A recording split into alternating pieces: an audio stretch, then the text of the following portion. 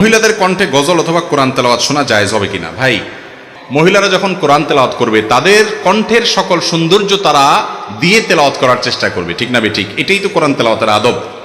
এখন যদি একজন পরপুরুষ গায়রে, যিনি পুরুষের জন্য, ওই মহিলার জন্য গায়রে মাহরাম, ওই ব্যক্তি যদি তার তেলাওয়াত শুনেন, তার কণ্ঠের ইসলামী সঙ্গীত শুনেন, ভালো খালি গলার কোনো ভালো সঙ্গীত শুনেন, তাহলে শুনতে গেলে তার কণ্ঠের যে কোমলতা, ওই কোমলতার ফলে এই ব্যক্তি এটা শোনার ফলে ফিতনায় পতিত হওয়ার আশঙ্কা আছে না নাই? এটাকে অস্বীকার করা যাবে? কিন্তু আজকাল এটাকে অস্বীকার করার মানুষও আছে, বলে না না আমাদের কোনো অসুবিধা হয় না। এ লোকগুলো হয় অসুস্থ না মিথ্যাবাদী। মনে রাখবেন, আল্লাহ তাআলা সৃষ্টি করেছেন যেভাবে, নেচারটা যেভাবে করে দিয়েছেন, এর ব্যতিক্রম হয় না।